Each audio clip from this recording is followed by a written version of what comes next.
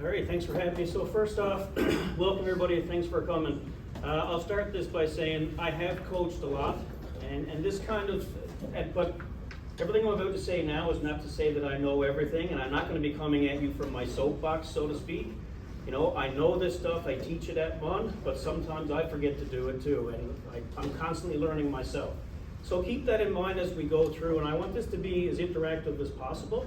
So I will be asking you questions, and I'll ask you to sit and think and reflect on some things that you've done. And don't be afraid to throw your hand up, ask a question at any point. Tell me, share with the group things that you've done that are wrong, things that you've done that are right, whatever, because we've all done things that are incorrect, for sure, myself included. All right, so with that said, I really hope you get something out of this. I think there's some really valuable things in it. I've had a couple of people ask me already, how long is the session? I teach this at Memorial, but I've changed this completely for today's session. So I'm guessing about an hour. This is the first time I've given this specific talk to coaches. So I'm guessing about an hour. And if you have to leave for whatever reason, don't worry about it. I won't take offense if you cared anyway. I don't know. So Darryl was right. So a couple of years ago, if we take a look at the top, the Centurions bragged that I think they only had one loss before Christmas, was it? Yeah. Yep, and they finished with 44 points. And of course, their coach was none other than your technical director, Mr. Mugford. Now, if you look all the way down at the bottom, that's the team I coached. We finished last place, all right? And we did indeed put them out in the first round, and oh, geez, I forgot I had that in there. So we also won everything, all right? The league, provincials, and all that, and Darryl got a nice break to play golf. So other than giving Darryl the gears, why am I throwing that in there? Well, one of the things I was telling the kids throughout the whole year, and we're different types of coaches, right? But I'm certainly more on the fun side, and I certainly try not to put pressure on the kids. For example, coaching my own son on this team, the rule was I'm not allowed to talk to him. My assistant coach talked to him, right? When we drove home that whole don't talk to your kid on the way home from hockey or on the way to hockey, that was a rule. Sometimes he'd want to talk about it, and I'd say, nope, not happening, all right? So, but the reason I bring this up is because I'd be telling the kids the whole year. So we fluctuated a bit, and at the end of the year we kind of tanked and finished last. But I was telling them, we're not coaching, we're not practicing and playing games to win now. We want to do well at the end of the year, unlike some of the other coaches who came flying out of the gates.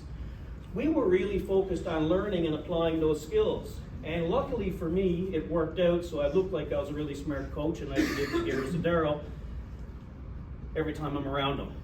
Just something quick about ASSERT. I'm not going to read that, but essentially ASSERT stands for Applied Sports Science, Exercise, Research, and Testing.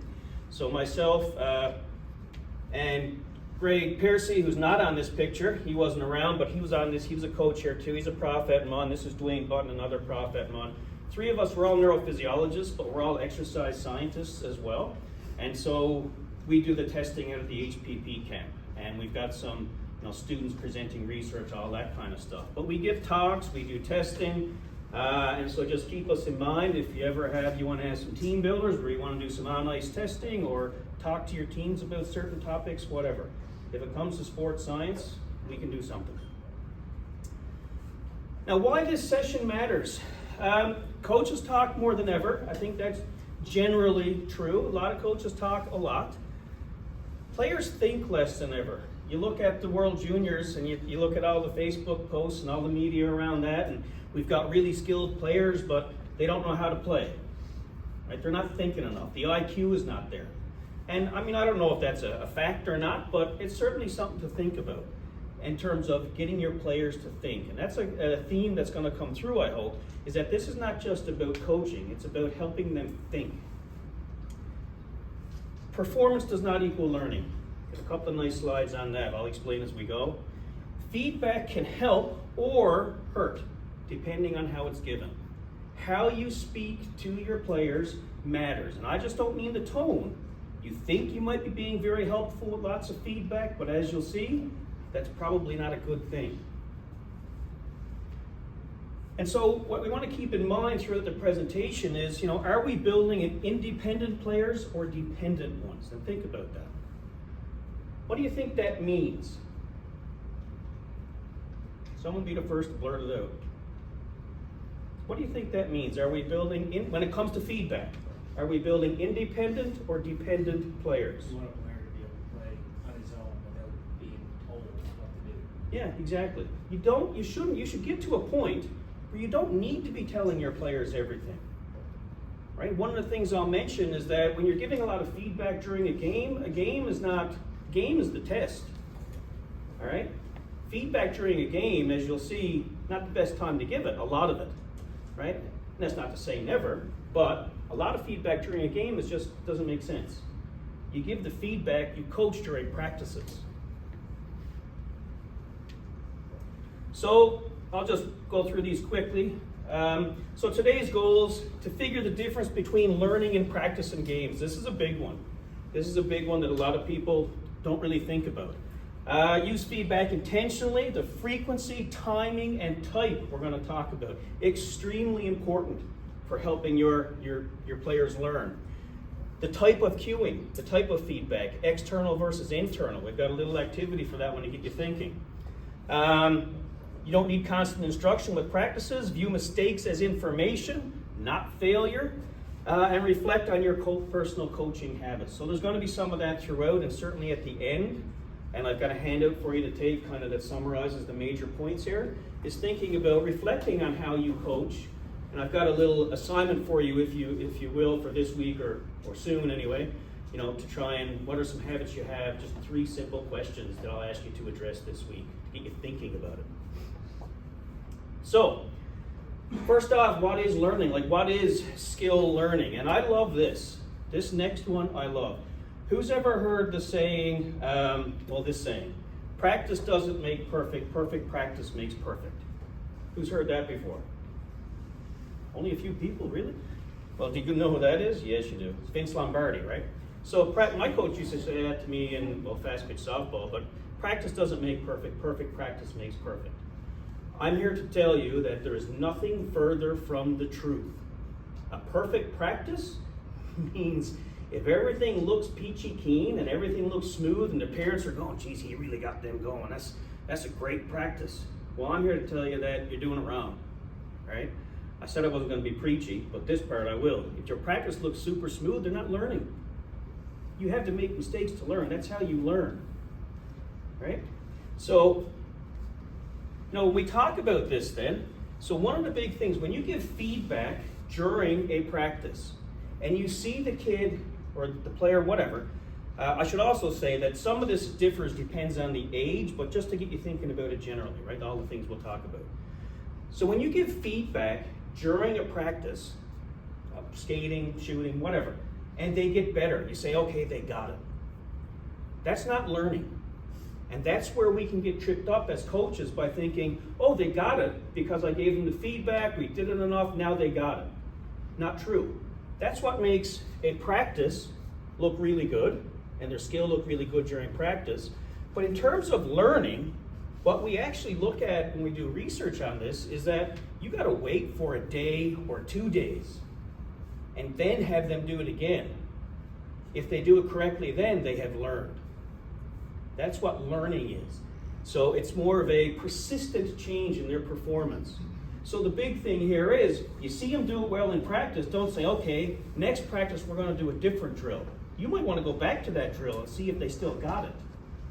Right? And this is where I think some coaches fall into the trying to mix up their practices way too much. There's always something new to learn, and then they're not actually learning very much about those drills. Right? So keep that one in mind. That's a big one. So smooth practice does not equal learning. In fact, it's probably the opposite. And also I'll keep in mind, someone's going to fall asleep. Also keep in mind that,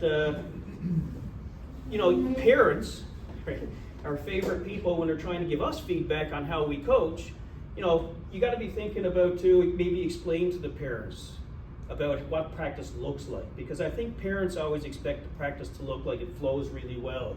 Everything is on point, when the reality is that means it's not working. So you keep that kind of, be able to tell the parents that, right? If we see mistakes, we're doing it right, type idea.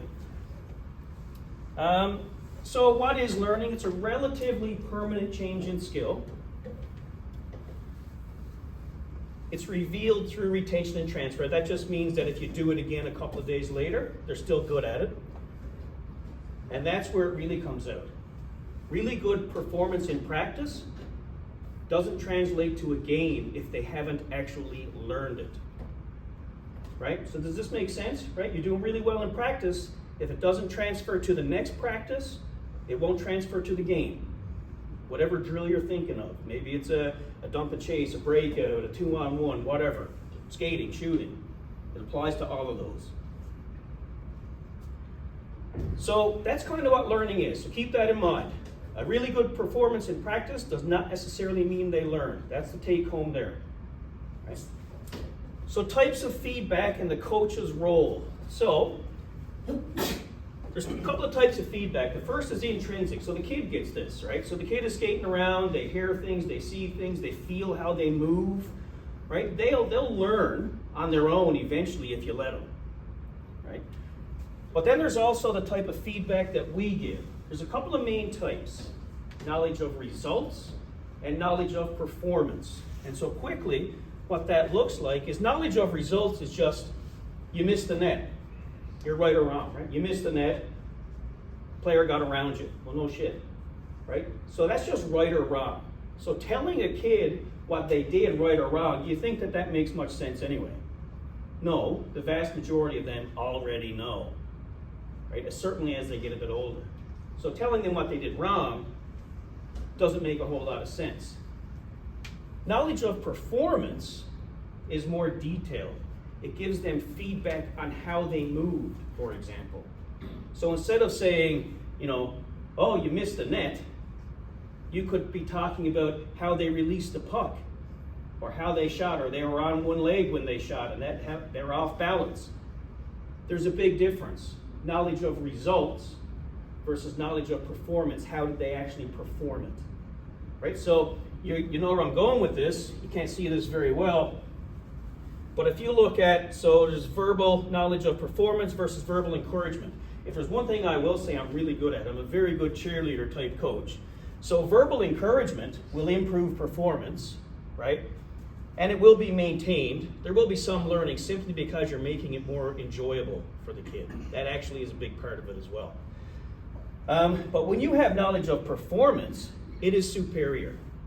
So being encouraging and not telling them just what they did wrong, but helping them correct how they did it incorrectly is a big thing. And I've got examples coming up here now in a couple of minutes for us. Any questions so far?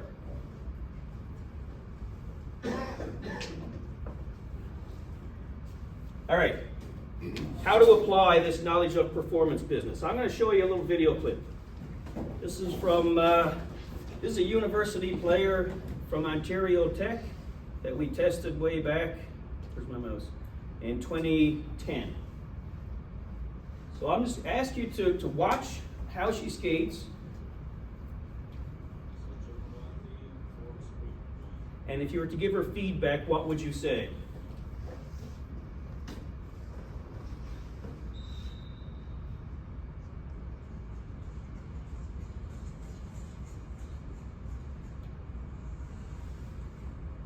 All right, somebody tell me. You saw that, I'll play it one more time.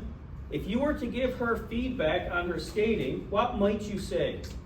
What did you notice? Anything? You? For me, I don't think she's bending her knees enough. Not bending her knees enough? Somebody else said something? For starting, I would Do a V? Yeah. Yeah? Very good one. Very good one.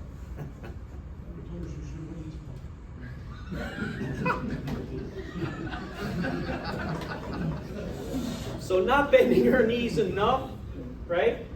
I would also add, if we look at just the biomechanics of it, that when you see her skate by, she's not fully extending. Even.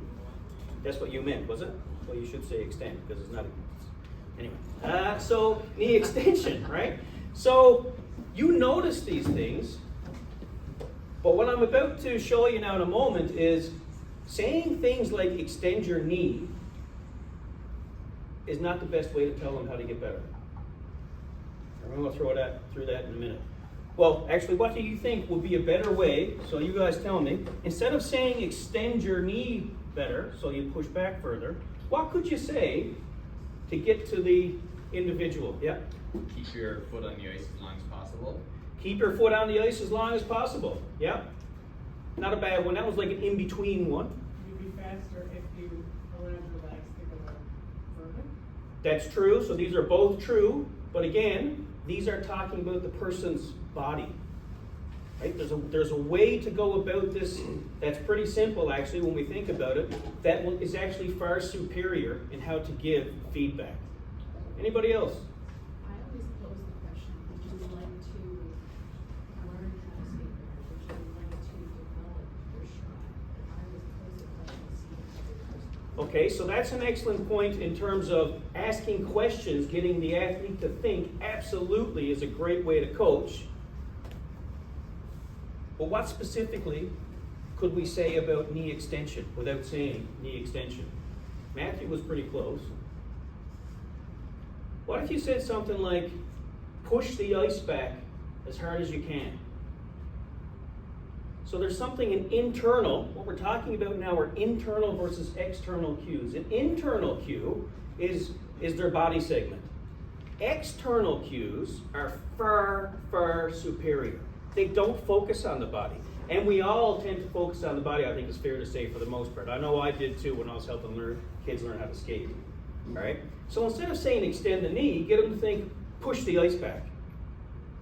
Big difference.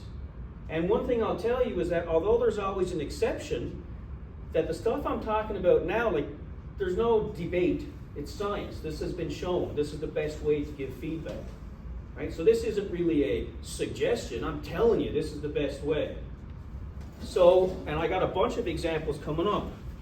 I'll show you this too. There's the chipmunk. So that's actually Greg. That's Dwayne. Is the guy in the middle on a, he should be on a. Okay, so we're going to move along here. So I'm going to ask you the same thing now. So if you just look, what else could you say to this athlete? I mean, he's pretty good, I think. Well, he's mine, of course he is. But what could you tell him different if you wanted to get his mechanics a bit different?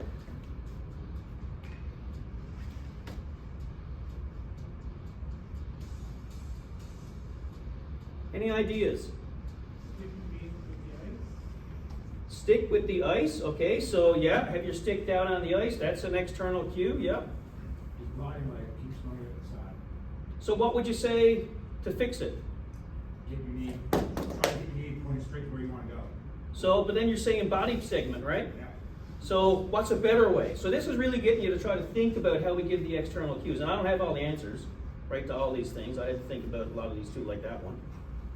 Right? It could be push more forward, something like that. Think of yourself running, and you run, push forward to keep the leg more straight.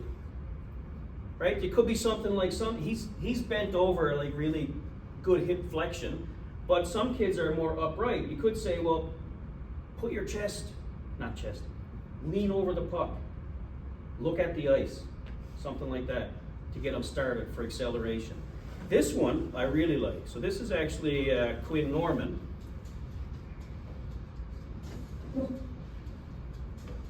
So in terms of teaching backward skating, so if we slow it down, how could you instruct, look at the feet. When we teach backward skating, I think most of the times, the only thing we really talk about are C-cuts. But if you're talking about acceleration, and you're trying to get the athlete to accelerate backwards, what could you tell them? Think about the feet. So if you're thinking about, and this is where people don't think about this one. So if I'm gonna back up this way, I use this leg first, my left leg, it could just be something like push, right? Push the ice away. But what about the other leg? Lots of times you see kids push, and then their crossover doesn't really do much. The inside leg does nothing. And then they switch, this leg pushes, and this leg does nothing. It's just gliding, and they cross over. But just look at Quinn. He's not having that inside foot glide. Just watch that inside foot. So his right foot here. And he switches to the left and does 2. So it's not gliding. So another one for this, again, sticking with the external cue idea, would be pull the ice. Pull the ice with your inside foot. So it's push away and pull. So you're using both feet to accelerate. Again, those are external cues. So forgetting about the body part, more or less. Right? Pull the ice, push the ice. Right? So there's a few more in there, but I'll skip through those. So what I want you to do now, person next to you, just take a couple of minutes, reflect by yourself, whatever, but try to figure out a few of these. So here's the movement you'd be trying to coach. Here's an internal cue, which we just said is not the best. So you'll see bend your knees, lean into your edges, get low and rotate hips. This is mostly body segment stuff. So if we're talking about giving feedback to better help the athletes learn a skill, what's an external cue you could come up with? So for example, the first one, which we already said, is push the ice back past the cone, or push the ice back as far as you can, right? Instead of extend the knees. So just take a couple of minutes. You want to flick on the lights there, Darryl? Just take a couple of minutes, think about it, reflect, and see if we can get some answers.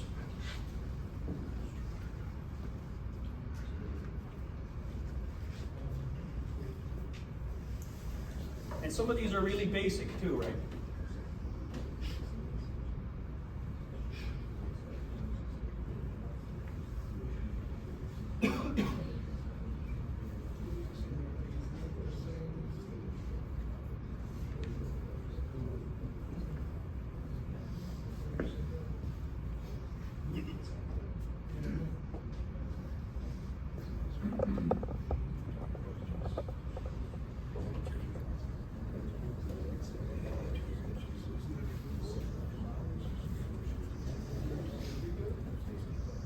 And there's no one answer either, right? I've got an answer here, but you probably come up with different ones.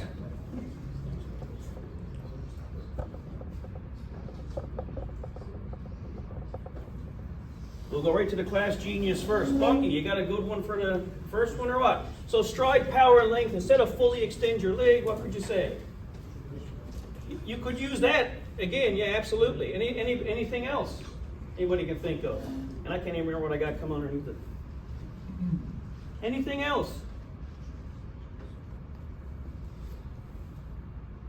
This one goes back to Matthew. What did you say?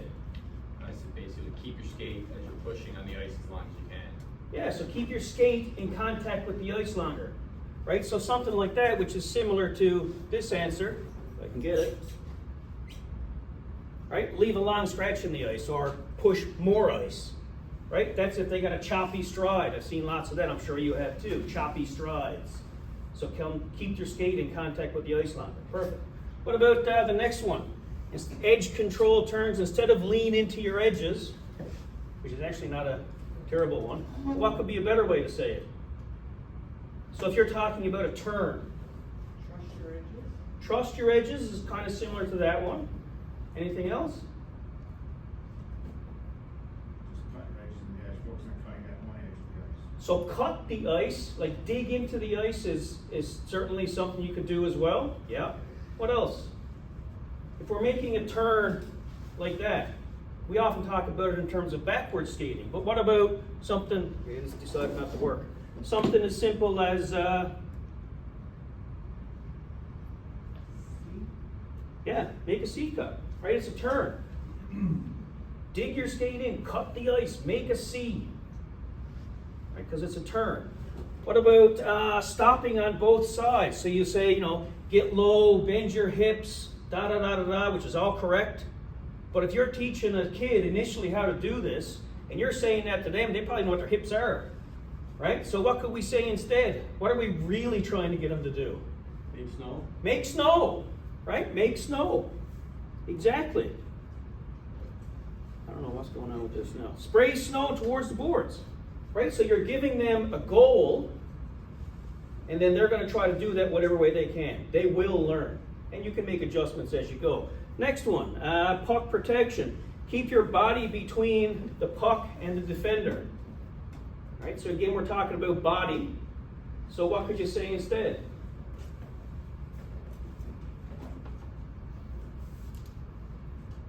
We used to do this, we used to call it something a little different, puck protection drill, but we call it hide and seek, hide the puck, right? So we call it hide the puck, which just meant keep it away from the player. So if you hide the puck, obviously you're going to keep yourself between the other player and the puck. You're hiding the puck. Next one, what do we got? Shooting, snap with your wrist. So we all do this, right? Lean on your stick. Well, that used to be the way, I don't know how to do it now, but it's a snap. So snap your wrist, because you're trying to get them to shoot it harder, but what could you say to a kid when you're teaching them how to shoot? Point at your target. Hit the target is one thing, yeah. What else? Point at your target. Sorry? Point at your target with your stick. Point at your target with your stick, yeah, you could do that, Matthew.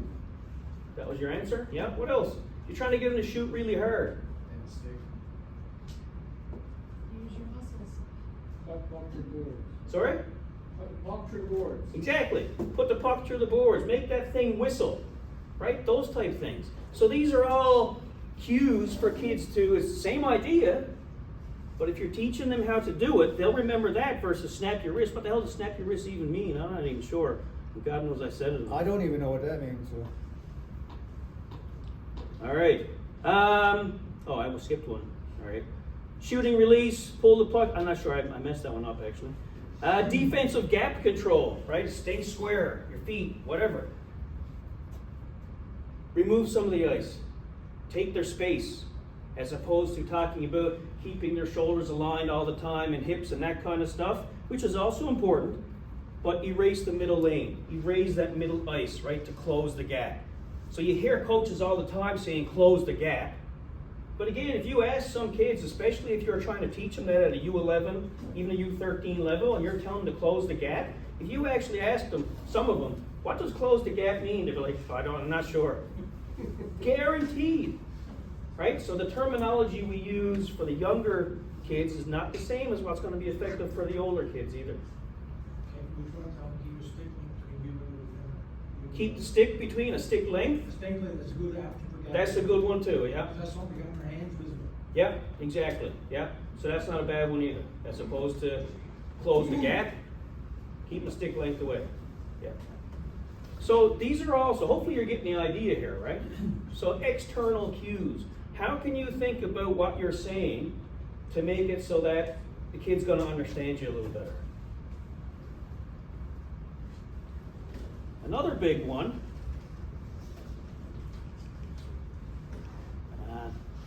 What is going on?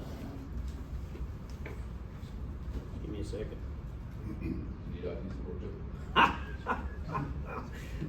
It is a Mon laptop. That's funny.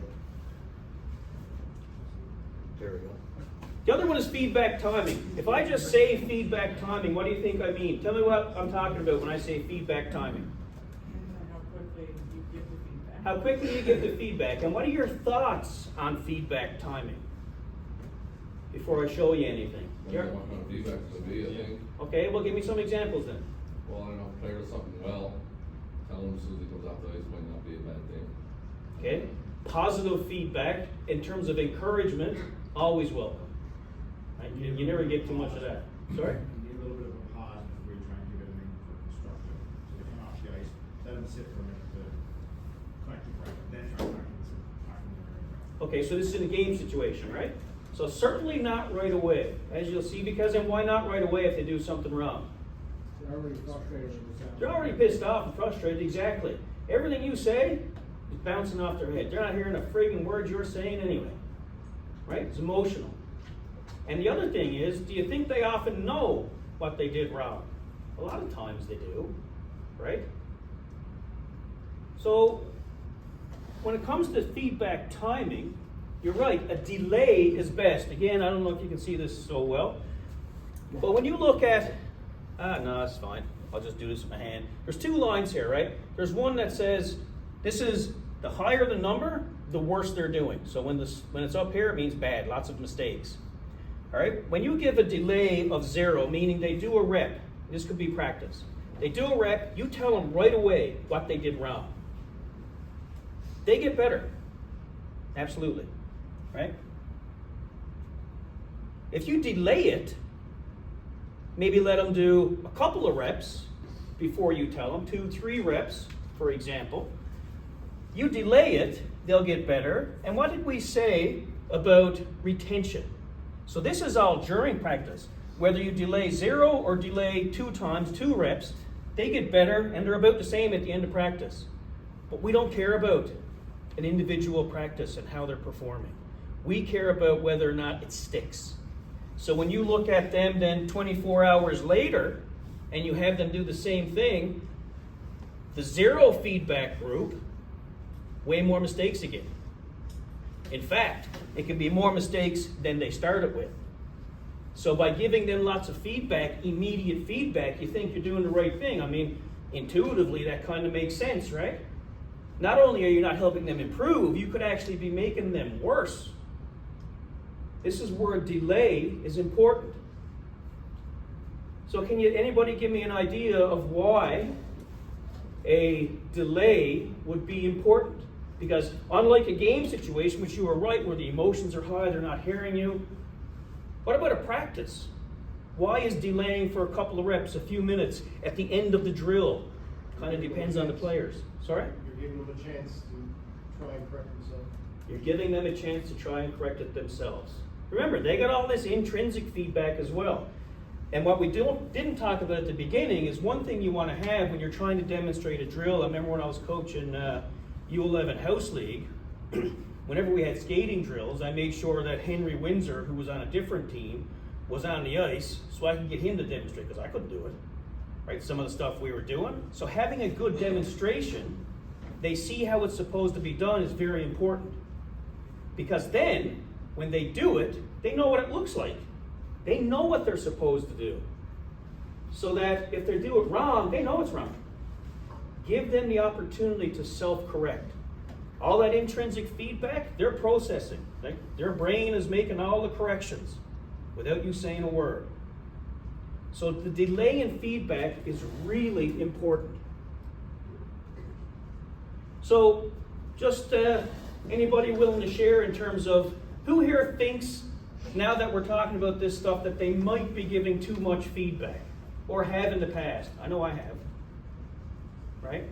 And so all the rest of the year, that's amazing. Right? It's incredible. U18, you have no choice but to give feedback during games, because that's all they got. Is that like stop being an idiot, or oh no, okay, yeah. Yeah, They don't have of course. practices. That's a big part of it. Yeah, exactly. So I mean, not restraining yourself, because I know that's hard too. In a game, in a practice, seeing the kids do it wrong, give them a few tries before you correct them again. And what I'll also add to this is, I think this is where the messiness of a practice means they're learning, right? That's not a bad thing, right? Now, eventually they get better. You do it again a couple of days later. If they got better again, perfect, they learned it. Now you can move on to something different. The other thing, and one of the few things I like about the way Darryl coaches, is that he does lots of repetitions in skating. And it's repetition, repetition, repetition, without too much feedback, because that's exactly what they need. So a lot of times, coaches, you see, you got the IHS website. If you don't know what I'm talking about, it doesn't matter, but I used it to create practices. It's incredible. There's all these resources online now, and there's a tendency to want to do different practices and drills all the time because it's fun, it's different, it's whatever. But again, I said this already, I think, part of it, in the learning, is the repetition. Don't be afraid, people are going to think I'm spending too long on this drill. Let them make some mistakes. Let them figure it out. If they can't, after you've been doing the drill for 4 or 5 minutes, they've had some reps, show them again. Give good group feedback. And ask questions. Whoever asks questions. What did you see? So we used to do this a lot with the Guardians. Was ask them, so what did you think? What did you do wrong? What did you do well? Make them think. Kevin, is there like a fine line between, so one kid does a rep and does it wrong, and the kid on and watches them and thinks, well, that's how we do it now. He does it wrong. That's an interesting question. So there's no set rule about this, no set research. I mean, the idea is, so we didn't talk about it here, this is a different lecture, but essentially the best way to show kids a new skill, especially younger ages, is you demonstrate and then have them do 10 repetitions of something. So maybe it's stopping against the boards, I don't know. And then demonstrate again. So it's not just one demonstration, it's demonstrate, let them try to figure it out, demonstrate again, so that it might get away from that type of an issue, right? Because that's kind of where my brain went. I know at our level, it's like the kids, you're just trying to teach them how to do the drill properly versus like the skill level in which they're doing it, are two totally separate things. Yes. Because one kid will do it wrong and then all of a sudden we're all doing it wrong. So you have to stop then, and that's kind of what we've been doing, so it's So what my advice then, or my suggestion would be, if the kids start to model themselves after another kid who has done it wrong, then it's time to demonstrate again, for sure. Right? That would be my suggestion. Excellent. Now, what about how much feedback? So I call this the assert feedback loop. Observe, let the rep or repetitions finish. So just watch them first. Again, this goes back to self-learning. And then, as someone already mentioned, ask, what did you notice? What did you do well? Why do you think you never did that the way it was supposed to be done? And so this can be hard. Like, I'm not up here saying you got to talk to every single kid, right? Because that's just not realistic. But and you got limited ice time, I know. But what we would do, and one thing I never talked about, well, it wasn't, but anyway, one thing we would do, certainly with the U15 AA group, was we had practice at Yetman's, or sometimes here, we'd have the warm room ahead of practice, and we'd show them some video of stuff. And it might be an NHL video of how this is the drill we're going to work on, and here's what it looks like, because God knows we couldn't demonstrate, right? So this is what it's supposed to look like, and talk about it. Right? So, and then they see what it looks like. When you take them out on the ice, you can ask them. They do the drill, some of them are doing it right, some are doing it wrong. They might be doing everything wrong. Bring them in, reset. Okay, what are we doing wrong? Let them tell you. That's a big thing. If you want to create players that have a higher IQ, don't tell them the answer. Ask questions, make them think. So if you have the opportunity to do, and not everybody's going to do it, I know, but a warm room beforehand, ask them questions. We also did some Zoom meetings with our teams, just simple stuff, right? Going through, what do you think of this, or what do you think of that? That kind of thing works well. You can do it as a group. And then cue if needed. So the feedback loop is, observe them, let them try. So you demonstrate, and then you observe them doing it. You'll notice some things, and they will notice some things. And then ask the group. We'd pull them in and we'd say, okay, like I already said, tell me what you thought. Anything else? Whatever. They know. And they'll listen to each other, because eventually all they hear is Charlie Brown teachers from us a lot of times. And then give them an external cue, if you can think of one, to help them if needed. So when do you think feedback helps versus hurts? Do I have this done? No. So if I were to say, if it's a new skill, more feedback or less feedback, generally speaking. This is the time when a little more feedback is going to be useful, right? External cues, hopefully, but a little more feedback when they're first learning a skill. What about during a game? Giving feedback during a game.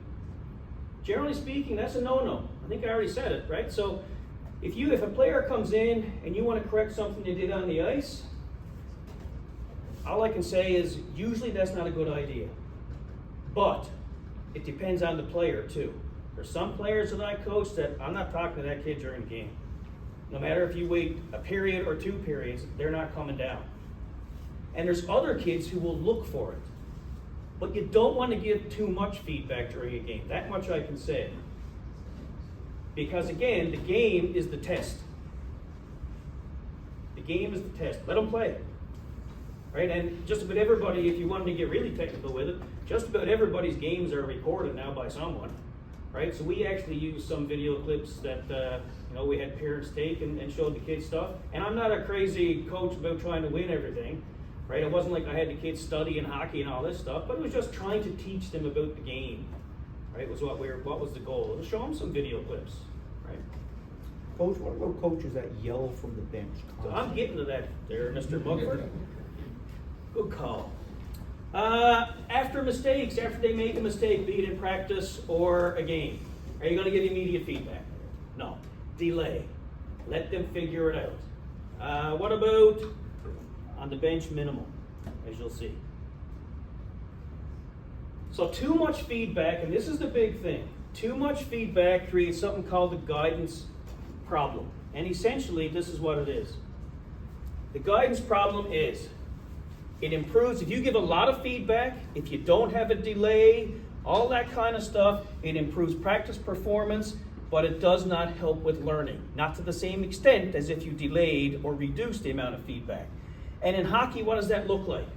So that's all fine, I'm saying this, but in hockey that means players start staring at the bench. So I've seen this, right? Or they look into the crowd. So they make a mistake in a game and they look to see what the coach is going to say. That means the player is scared of you, scared to make a mistake, and you're not doing a good job. If they look up into the stands, I'm sure everybody's seen this. They look up into the stands to see what mom and dad are thinking, or if dad's up there like this, or, right? Not good. Not good. So that's what it'll look like. If they're always thinking about what other people are thinking because they're so used to receiving feedback, they get used to it. And that's not a good thing. Freezing after mistakes. They make a mistake and it's like, oh, and they don't know what to do next. It's because they're thinking about the mistake. Or struggling in games. And I will say, I won't name the kids, of course, but I had a couple of kids on our Guardians team a couple of years ago that could, in practice, they looked like all-stars. They would fly around, ripping shots, all this kind of stuff. You put them in a game, and it's like, where did they go? Now, that wasn't a feedback problem. I'm not sure what was going on there. I never really did figure out one of them, other than they just weren't able to think the game. I found out one of them later actually had ADHD, and nobody told me, even though I asked to be told. Right? So they just weren't processing like a normal kid. Right? So struggling in games is what's going to happen. And so you've seen this from the bench. I've seen this plenty of times. Again, I'm not going to name names, but coaches who yell, and there's probably some of you in here who just haven't thought about it. I'm going to tell you now not to do it. If you're yelling in the game, get to the boards, or you're in the wrong spot, you're in the wrong spot.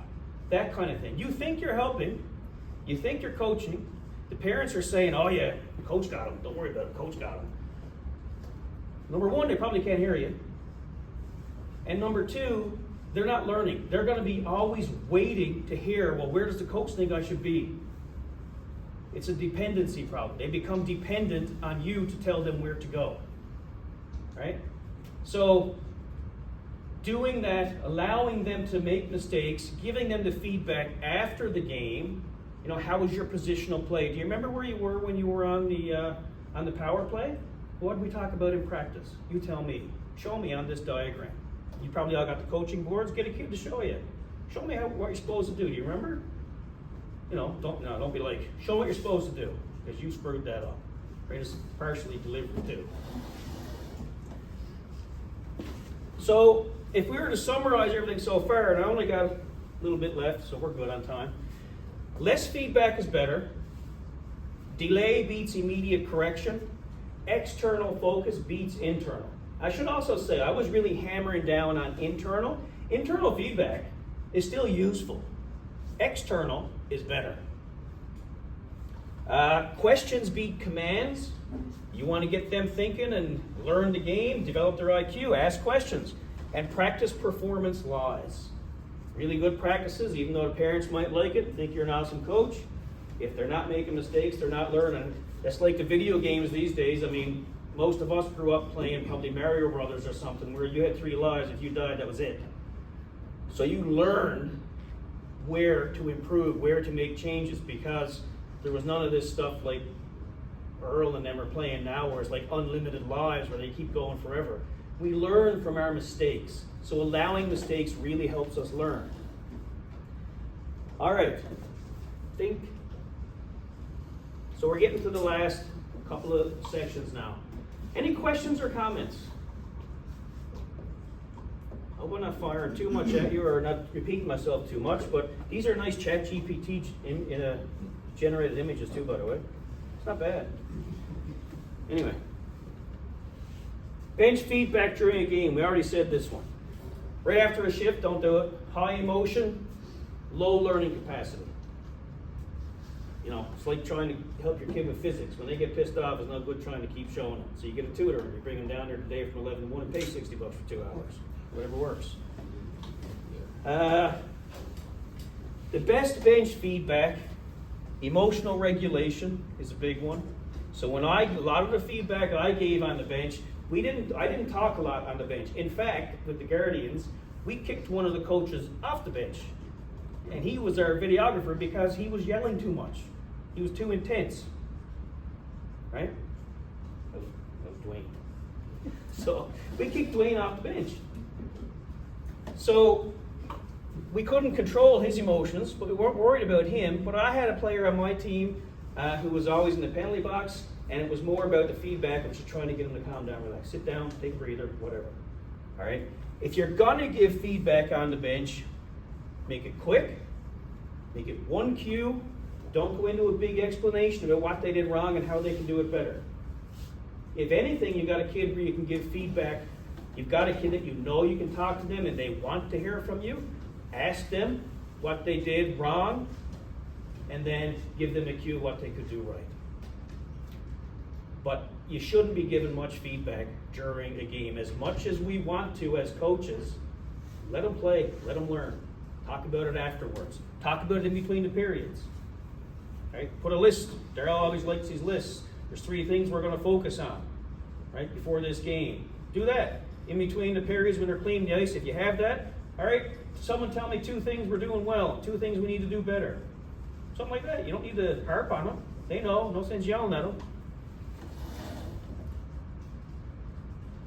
All right. So, here's the assignment I was talking about. I'm going to task each of you this week to do this. 1 feedback habit to stop. 1 feedback habit to start. And 1 bench behavior to change. Now, I want to put you on the spot here now. I just put it up. But anybody willing to share 1 feedback habit that they're going to stop? Yep. I yell at my kid on the ice all the time. And Yep. He freezes and looks at me. If he looks at me and says, why am I tilting out? Yeah. And actually, and that's not to say anybody's a bad coach or a bad parent. I'm not going to go on a tangent or too big of a one.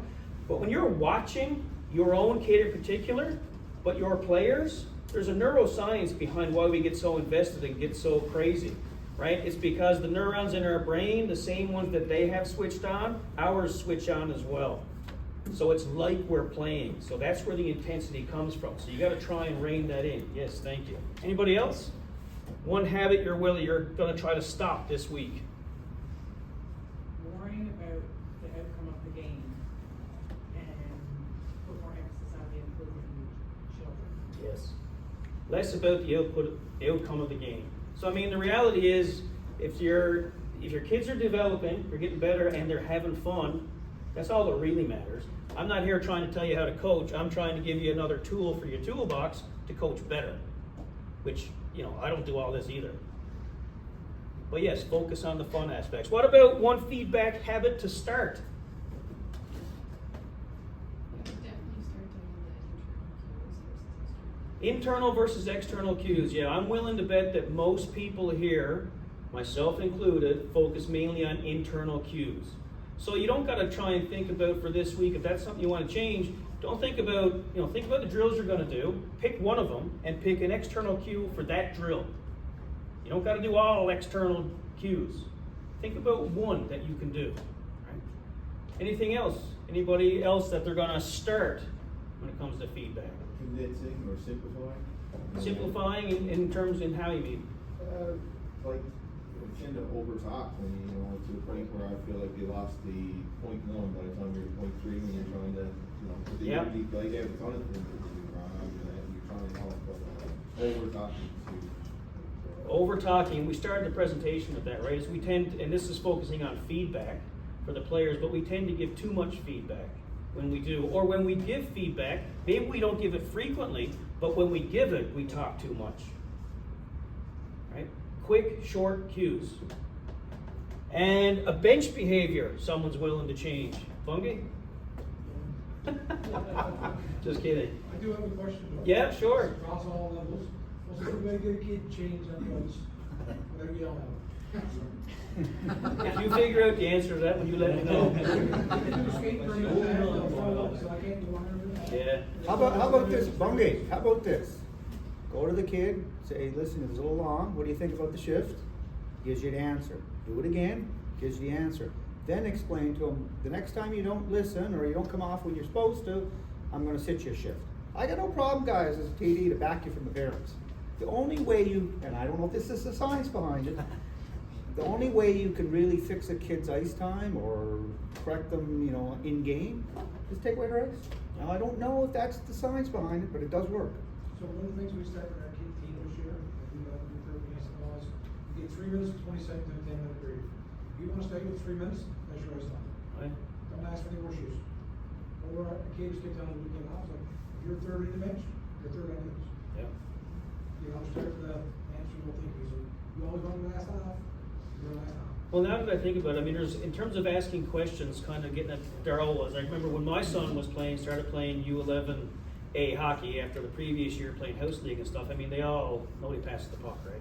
And so he was like the rest of them, shooting the puck, and I asked him, and he actually said this to me, well, a couple of years ago now, that he realized that he needed to pass the puck when I asked him the question, something to do with being a better teammate. You know, do you think you'd be a better teammate if you moved the puck? Instead of just saying, pass the puck, why aren't you passing the puck?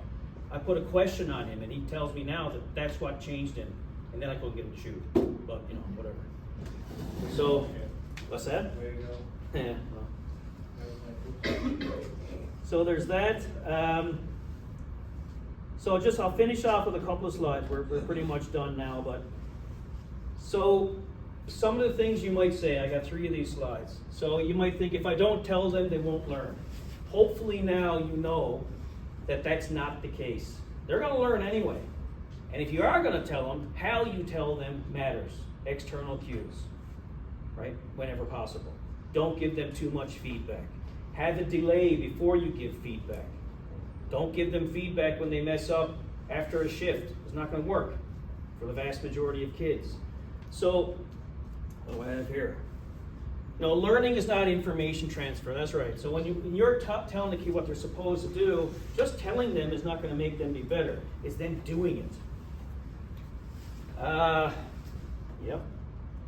And games are too important to stay quiet. Some people in this room are probably thinking that right now. How could I not talk during the game? We got to win. I think the best way to sum it up is to say the game is the test. All the coaching, the vast majority of coaching at a minor hockey level should be done before they hit the ice for the game.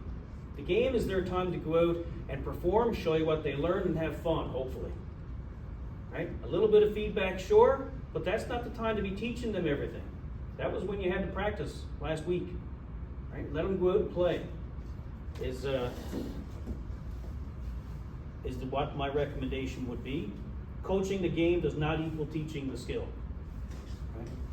And this one that I mentioned before, parents expect me to be loud. Some parents, why isn't the coach saying anything on the bench? Man, the coach is so quiet. Is he even coaching them? You might think like that. I know lots of people who think like that. I thought like that before, looking at coaches. Like, did they even say anything?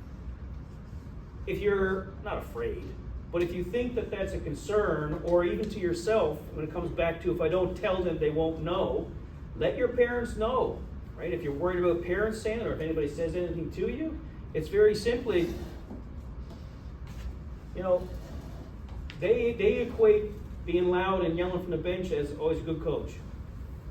And not to throw anybody under the bus, but at the AAA level, you see a lot of this, coaching from the bench. And I just don't understand why. That's the higher performance level, and that's like the worst thing you can do, right? But, you know, most of them are not here. I always ask my kid when he's playing hockey, not what a coach is telling you on the bench. Never ask him about it. But I always ask what the coach is saying to him between periods, before a game and after. I always ask that question. Because that's where your coaching should be done. Yeah, absolutely. All right, and I have one thing to say there, and you threw me off, Daryl. Thanks, buddy. So, you know, I got a handout here I for you. live rent-free in his head. Second place, though. Actually, No one remembers second place, I know. No, they didn't even make it to the Except for finals. him. It was third or fourth, but anyway, I digress. So I mean, hopefully, folks, I'll wrap it up there. I know people got to leave; they got practice at 5 and that kind of stuff. Hopefully, that was some useful information. And I didn't. If I sounded preachy, I certainly didn't mean to be. None of us are perfect coaches. None of us. Oh, I'm All right. So, but there's always ways to learn, and I just wanted you to really start thinking about how we give feedback and how we can best help our athletes. There's some pretty simple stuff you can do. Even if, you know, hopefully you grab a couple of things from this, you know, little chat. Even if it's just don't give them feedback too much during the game. Don't tell them after every rep. External cues is like the hardest part of this. If you can get down to that level, you're really doing well. But just some basic things that will hopefully help you along your way. So with that, I think that was, I got a few more things I'm not going to show you. Yeah. So I'll leave it there. So I'll just say thanks, and please come up and grab one of these. And I'm also going to get Daryl or somebody from Paradise Minor Hockey to send an email out to everybody who attended. And I got a Google form. It's just 10 quick questions. Feedback on the feedback. Feedback on my feedback talk. Because this is the first time I've given one to coaches like this, and I really appreciate your honesty. And there's no email attached to it. It's anonymous, so if you're going to be harsh, be harsh. I'll just delete it anyway. Guys, I want to thank all of you guys for showing up. Me and Jamie said that we're going to try to do a couple of these sessions throughout the year on different topics. I want to thank Kevin for showing up. Kevin's been a great support of not only Paradise Minor Hockey, but sport in general, and he does a really good job with it.